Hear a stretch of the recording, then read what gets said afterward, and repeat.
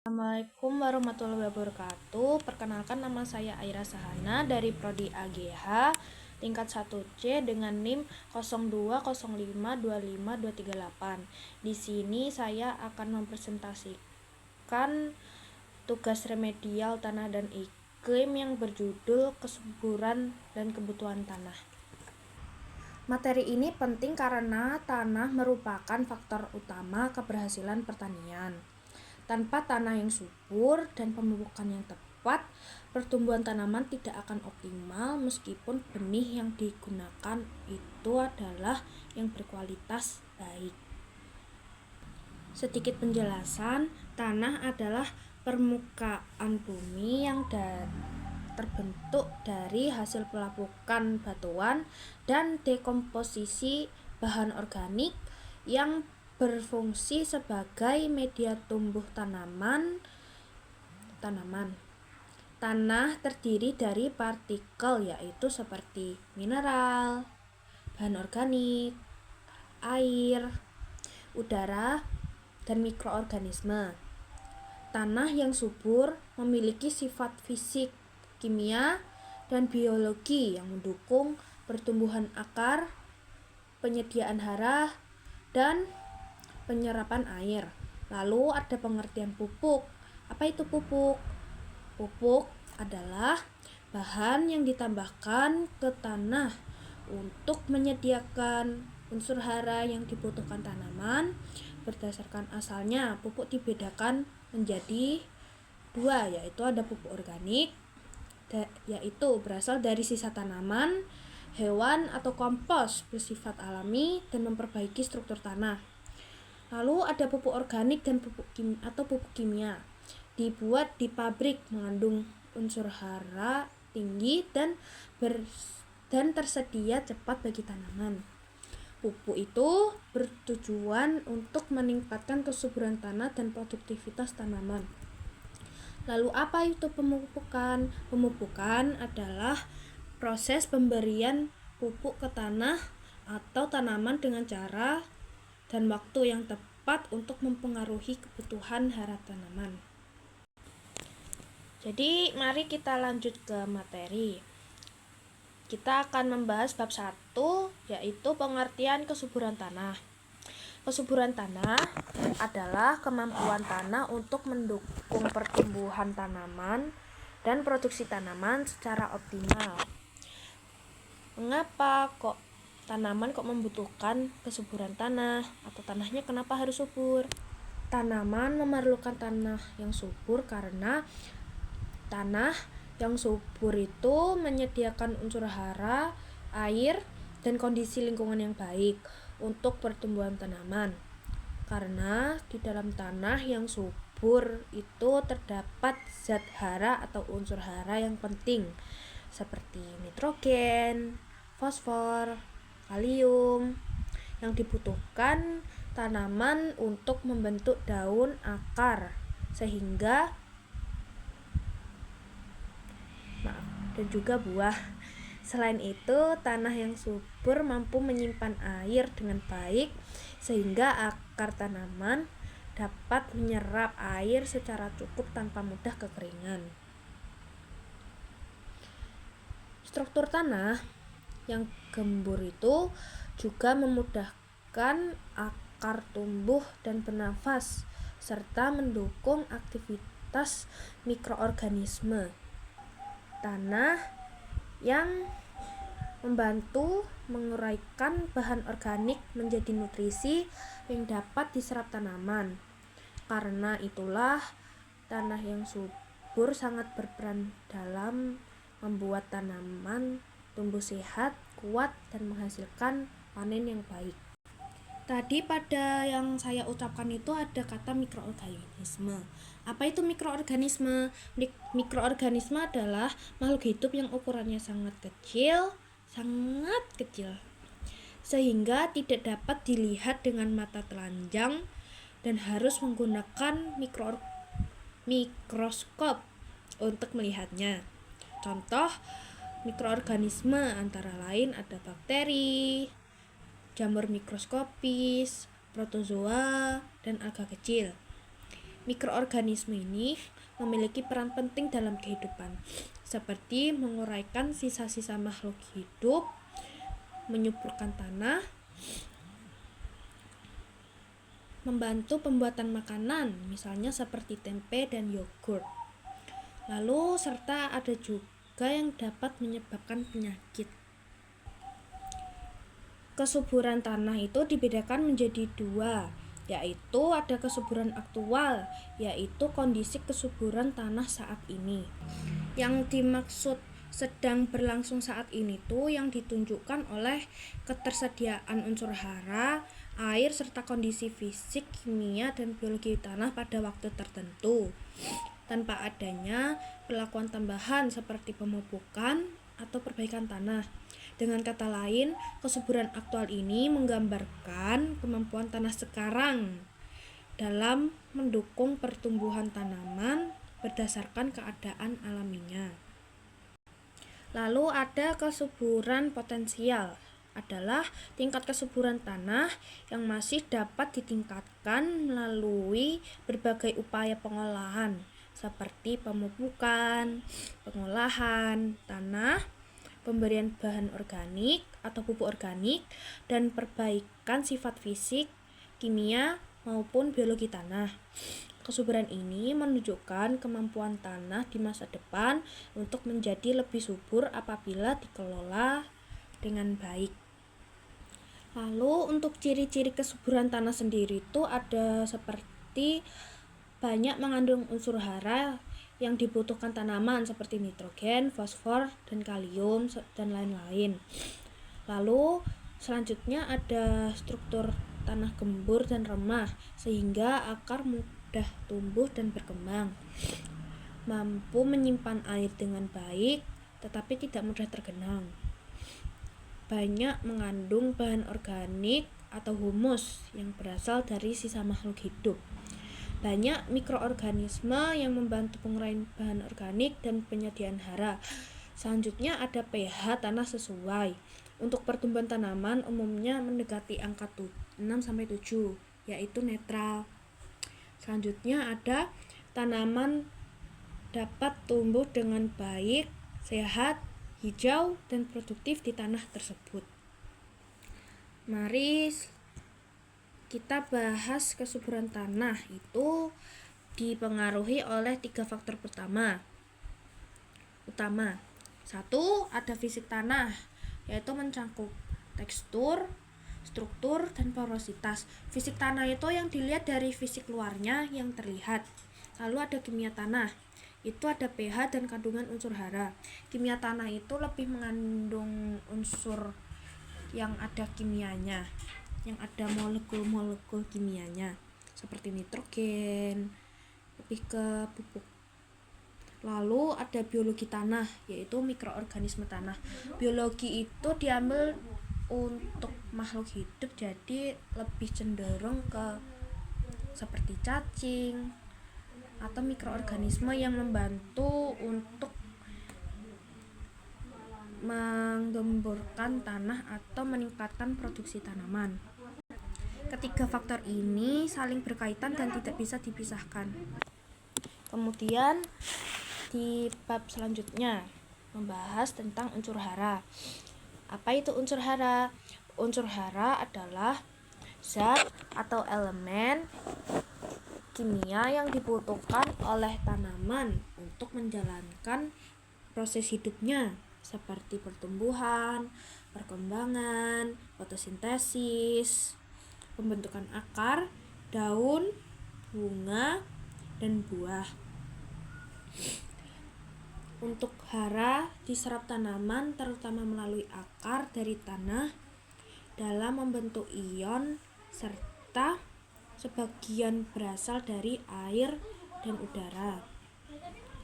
Tanpa unsur hara yang cukup dan seimbang, tanaman akan mengalami gangguan pertumbuhan, mudah terserang penyakit, bahkan bisa mati. Unsur hara itu dibagi menjadi 2, yaitu unsur hara makro dan unsur hara mikro. Unsur hara makro itu contohnya seperti Unsur hara makro itu seperti nitrogen, fosfor, kalium, magnesium, dan sulfur. Sedangkan untuk unsur hara mikro itu ada besi, mangan, seng, tembaga, boron, dan molibdenum, lalu ada klor. Kemudian apa sih perbedaannya makro dan mikro? Nah, ini akan saya jelaskan apa itu unsur hara makro dan mikro serta perbedaannya. Unsur hara makro adalah unsur hara yang dibutuhkan tanaman dalam jumlah besar. Unsur hara ini berperan utama dalam pembentukan jaringan tanaman dan proses fisiologis penting. Unsur hara makro dibagi menjadi makro utama, yaitu ada nitrogen atau N, fosfor P, kalium K, dan juga makro sekunder itu ada kalsium dengan Ca, magnesium itu Mg, dan juga sulfur itu S. Kekurangan unsur hara makro biasanya mudah terlihat, misalnya seperti daun yang menguning, pertumbuhan berlambat atau terhambat, dan juga batangnya lemah atau mudah rapuh.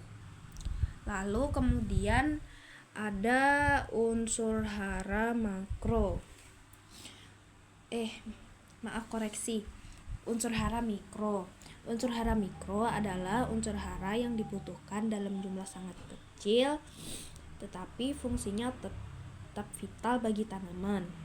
Unsur hara mikro berperan sebagai aktivator enzim, pembentukan hormon, dan pendukung reaksi kimia dalam sel tanaman. Contoh unsur hara mikro yaitu besi Fe, mangan Mn, seng Zn, tembaga Cu, dan juga boron B. Walaupun dibutuhkan sedikit, kekurangan unsur hara mikro dapat menyebabkan gangguan serius seperti daun pucat, pertumbuhan abnormal, dan juga kegagalan pembungaan. Kesimpulan utama pada unsur hara ini tentang perbedaan makro dan mikro itu terletak pada jumlah yang dibutuhkan tanaman, bukan pada tingkat kepentingannya, karena keduanya sama-sama penting bagi pertumbuhan tanaman itu sendiri.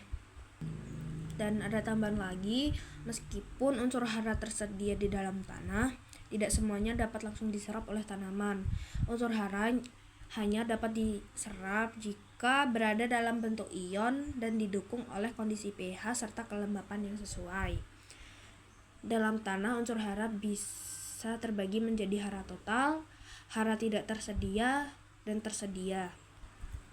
Saya akan menjelaskan tentang apa itu unsur hara yang total, tersedia, dan tidak tersedia. Unsur hara total adalah seluruh jumlah unsur hara yang terdapat dalam tanah, baik yang dapat diserap tanaman maupun yang belum dan tidak dapat diserap tanaman. Hara total itu mencakup unsur hara yang berada dalam berbagai bentuk, seperti yang terikat dalam mineral primer, sekunder, bahan organik, kompleks koloid tanah, serta yang berada di dalam larutan tanah. Walaupun jumlah hara total di dalam tanah bisa sangat besar, tidak semuanya langsung bermanfaat bagi tanaman, karena sebagian besar unsur hara tersebut berada dalam bentuk yang belum dapat dilepas atau dilarutkan. Oleh karena itu, tingginya hara total tidak selalu menunjukkan tanah tersebut subur secara aktual. Contohnya adalah tanah yang mengandung fosfor total yang tinggi, namun sebagian besar fosfor tersebut terikat kuat oleh Fe, Al, atau Ca sehingga tidak dapat terserap oleh tanaman. Lalu ada hara tidak tersedia, adalah bagian dari hara total yang berada dalam bentuk kimia atau fisik yang tidak dapat diserap oleh tanaman dalam waktu relatif singkat. Untuk unsur hara ini biasanya terikat kuat di dalam struktur mineral tanah, mineral liat, atau dalam senyawa kompleks sangat stabil. Hara tidak tersedia ini berfungsi sebagai cadangan jangka panjang karena melalui proses pelapukan mineral, aktivitas mikroorganisme atau perubahan kondisi tanah seperti pH dan kelembapan, hara ini dapat perlahan berubah menjadi bentuk yang tersedia bagi tanaman. Sebagai contoh, itu ada nitrogen yang masih terikat dalam bahan organik yang belum terdekomposisi. Dan juga ada kalium yang terperangkap dalam mineral mika dan feldspar. Lalu ada hara tersedia, merupakan bagian dari hara total yang berada dalam bentuk ion terlarut atau mudah dipertukarkan sehingga dapat langsung diserap oleh akar tanaman. Unsur hara ini berada dalam larutan tanah atau seperti melekat lemah pada kulit tanah dan siap dimanfaatkan tanaman untuk pertumbuhan.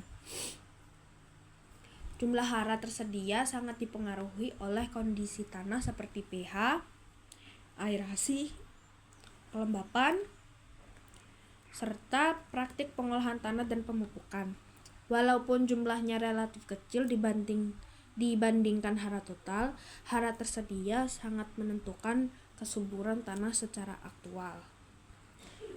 Pokoknya, kesuburan tanah itu tidak ditentukan oleh besarnya hara total, melainkan oleh keseimbangan dan ketersediaan hara bagi tanaman itu sendiri.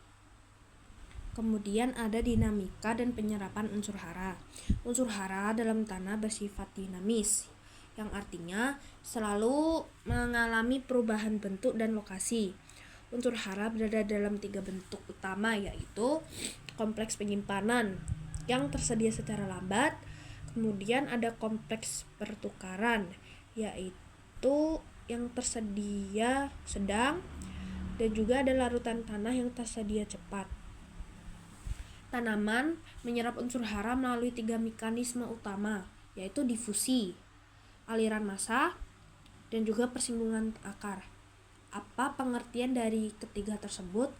Jadi difusi itu adalah pergerakan ion karena perbedaan konsentrasi.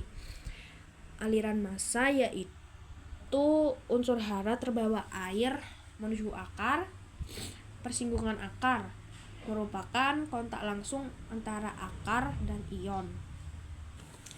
Lalu untuk selanjutnya saya akan menjelaskan tentang kelebihan dan kekurangan dari unsur hara. Namun sebelum itu saya akan menjelaskan sedikit materi. Unsur hara merupakan komponen esensial yang sangat menentukan pertumbuhan, perkembangan, dan hasil tanaman. Unsur hara dibutuhkan tanaman dalam jumlah dan keseimbangan tertentu. Kekurangan maupun kelebihan suatu unsur hara akan mengganggu proses fisiologis tanaman dan pada akhirnya menurunkan produktivitas pada tanaman itu sendiri, serta unsur hara itu dibedakan menjadi unsur hara mikro dan mikro berdasarkan jumlah kebutuhannya. 1. Ada nitrogen atau N. Nitrogen, apa itu nitrogen? Merupakan unsur hara mikro primer yang paling berperan dalam pertumbuhan vegetatif tanaman. Unsur ini menjadi penyusun utama protein, asam amino, enzim, dan klorofil, sehingga sangat menentukan laju fotosintesis dan pertumbuhan daun serta batang. Apabila nitrogen tersedia dalam jumlah cukup, tanaman akan menunjukkan pertumbuhan yang cepat, warna daun hijau segar, dan juga luas daun yang optimal sehingga kemampuan fotosintesis itu meningkat. Kemudian kondisi ini sangat menguntungkan pada fase atau awal pertumbuhan tanaman. Namun, kekurangan nitrogen menyebabkan tanaman mengalami pertumbuhan terhambat, daun berwarna hijau pucat, hingga warna kuning, terutama pada daun tua, serta ukuran tanaman menjadi kecil atau kerdil. Hal ini terjadi karena nitrogen bersifat mobile di dalam tanaman, sehingga akan dipindahkan dari daun tua ke daun muda. Sebaliknya, kelebihan nitrogen menyebabkan tanaman tumbuh terlalu subur dengan jaringan lunak atau sukulen. Tanaman menjadi mudah rebah atau lebih rentan terhadap serangan hama dan penyakit, serta mengalami keterlambatan pembungaan dan proses pembuahan. Kemudian ada fosfor atau P. Fosfor berperan penting dalam proses transfer energi karena menjadi komponen utama ATP, ADP, dan DNA dan RNA. Unsur ini sangat berpengaruh terhadap menentukan akar, pembungaan, dan pembuahan. Tanaman yang memperoleh fosfor cukup akan memiliki sistem perakaran yang kuat, generatif yang baik, serta efisiensi metabolisme yang tinggi. Fosfor juga membantu tanaman beradaptasi terhadap kondisi lingkungan yang kurang menguntungkan. Kekurangan fosfor itu ditandai dengan pertumbuhan tanaman yang lambat, warna daun hijau tua hingga keunguan, serta perkembangan akar yang buruk. Gejala ini sering muncul pada tanaman muda dan dapat menghambat perbentukan bunga dan buah. Kelebihan fosfor jarang menunjukkan gejala langsung pada tanaman, namun dapat menyebabkan ketidakseimbangan serta menghambat penyerapan unsur hara seperti seng, besi, dan tembaga. Ada juga kalium. Kalium merupakan unsur hara makro yang berfungsi mengatur keseimbangan air dalam sel, mengaktifkan berbagai enzim, serta membantu proses fotosintesis dan translokasi hasil fotosintesis. Ketersediaan kalium yang cukup akan meningkatkan kekuatan batang, ketahanan tanaman terhadap kekeringan, penyakit, cekaman. Selain itu, kalium berperan besar dalam meningkatkan kualitas hasil panen seperti ukuran, rasa, dan daya simpan. Kekurangan kalium menyebabkan daun bagian tepi menguning, kemudian mengalami nekrosis, batang menjadi lemah, dan tanaman mudah rebah. Selain itu, tanaman menjadi lebih rentan terhadap penyakit atau virus. Kelebihan kalium dapat menimbulkan antagonisme dengan magnesium dan kalsium sehingga menyebabkan defisiensi umur tersebut meskipun tersedia cukup di dalam tanah. Kemudian ada kalium atau Ca, berfungsi sebagai pembentuk dan penguat dinding sel serta berperan dalam pembelahan dan pemanjangan sel. Unsur ini sangat berperan dalam menjaga kestabilan membran sel. Tanaman dengan kecukupan kalsium akan memiliki jaringan yang kuat dan pertumbuhan titik tumbuh yang normal.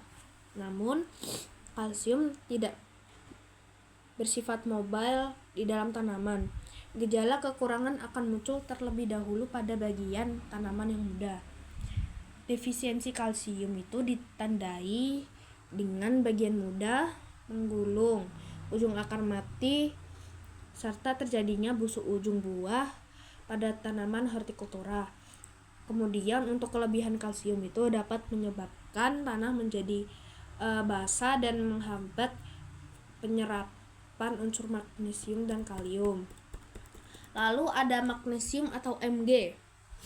Magnesium merupakan komponen utama klorofil sehingga sangat penting dalam proses fotosintesis.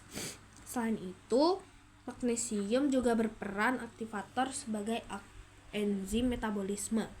Kekurangan magnesium itu menyebabkan klorosis di antara tulang daun pada daun tua. Karena magnesium bersifat mobile dalam tanaman, kondisi ini mengganggu proses fotosintesis dan menurunkan pertumbuhan tanaman. Kelebihan magnesium dapat menghambat penyerapan kalsium dan kalium sehingga menyebabkan ketidakseimbangan hara. Ada sulfur. Sulfur merupakan unsur penyusun asam amino esensial sehingga sistem dan metionin sehingga berperan dalam pembentukan protein dan aktivitas enzim. Defisiensi sulfur menyebabkan daun muda menguning dan juga pertumbuhan tanaman itu menghambat. Jadi gejala ini mirip dengan kekurangan nitrogen, namun terjadi pada daun muda karena sulfur tidak terlalu mobile. Kelebihan sulfur dapat meningkatkan keasaman tanah dan mengganggu ketersediaan unsur hara lain. Ada juga besi atau Fe. Besi berperan dalam pembentukan klorofil dan sistem enzim respirasi. Kekurangan besi itu menyebabkan pada daun muda, di mana tulang daun tetap hijau, sementara jaringan diantaranya menguning. Kelebihan besi, terutama pada tanah masam, bersifat racun dan menghambat pertumbuhan akar serta metabolisme tanaman. Ada mangan atau Mn. Mangan bersifat dalam proses fotosintesis dan sebagai aktivator enzim. Kekurangan mangan ditandai dengan klorosis bercak-bercak kecil pada daun. Jadi kalau daun muncul bercak-bercak atau seperti bercak-bercak itu kan lebih ke golong bulat-bulat kecil pada daun, jadi itu tandanya kekurangan mangan. Jadi untuk kelebihan mangan dapat bersifat toksik atau menyebabkan bercak coklat kehitaman pada daun serta menghambat pertumbuhan tanaman. Ada seng atau Zn. Seng berperan dalam pembentukan hormon tumbuhan atau auksin dan sintesis protein. Kekurangan seng menyebabkan daun rusak, kecil, ruas pendek, dan pertumbuhannya itu menghambat. Kelebihan seng dapat menghambat penyerapan unsur hara lain dan bersifat toksik bagi tanaman. Ada juga tembaga atau Cu. Tembaga berperan dalam respirasi dan pembentukan protein. Kekurangan tembaga itu menyebabkan ujung daun mengering dan juga pertumbuhannya itu tidak normal atau abnormal ya. Kelebihan tembaga bersifat racun dan juga dapat merusak sistem perakaran. Ada boron. Boron atau B itu berperan dalam pembelahan sel, jadi pembentukan dinding sel dan perkembangan bunga. Kekurangan boron itu menyebabkan titik tumbuh mati dan bunganya itu cepat gugur. Lalu ada kelebihan boron, dapat menyebabkan klorosis atau nekrosis daun. Ada juga klor. Klor berperan dalam keseimbangan ion dan fotosintesis. Kekurangan klor itu jarang terjadi, sedangkan kelebihan klor dapat menyebabkan keracunan dan klorosis daun. Jadi pada intinya itu keseimbangan. Jadi pada intinya itu kembali lagi ke keseimbangan. Keseimbangan unsur hara sangat menentukan keberhasilan budidaya tanaman. Kekurangan maupun kelebihan itu sama-sama berdampak negatif terhadap pertumbuhan dan hasil tanaman. Oleh karena itu pemupukan harus dilakukan secara tepat jenis, dosis, waktu, dan cara agar kesuburan tanah dan produktivitas tanah dapat terjaga secara berkelanjutan. Lalu kembali ke pupuk. Pupuk itu dibedakan menjadi dua, ada organik dan anorganik. Organik itu lebih cenderung ke alam dan dapat mudah terurai, sedangkan pupuk anorganik itu lebih cenderung atau kebanyakan itu lebih pembuatan pada kimia. Contoh pupuk organik itu seperti kompos dan pupuk kandang, sedangkan pupuk anorganik itu contohnya seperti KCl, TSP, dan NPK. Dan juga prinsip pemupukan itu ada efisiensi atau 5 tepat. Ada 5 ya. Adalah pedoman pemberian pupuk agar unsur hara dapat dimanfaatkan secara optimal tanpa pemborosan atau kerusakan lingkungan. Ada 5. 1. Ada tepat jenis, yaitu pupuk yang diberikan sesuai dengan kebutuhan tanaman dan kondisi tanah. Lalu ada tepat dosis, yaitu jumlah pupuk sesuai kebutuhan, tidak kurang maupun tidak kelebihan. Tepat waktu, pupuk diberikan saat tanaman membutuhkannya. Ada tepat cara, yaitu metode aplikasi pupuk sesuai dengan jenis pupuk dan tanaman. Ada tepat tempat, pupuk diletakkan dekat zona perakaran agar mudah diserap. Lalu saya akan menjelaskan sedikit contoh pupuk organik dan anorganik. Contoh pupuk organik itu ada pupuk kandang. Pupuk kandang itu adalah pupuk yang berasal dari kotoran hewan. Lalu itu bentuknya tuh padat, remah, dan berwarna coklat kehitaman. Lalu ada kompos. Kompos itu dari sisa-sisa daun gitu ya, yang bentuknya itu padat, halus, dan menyerupai tanah.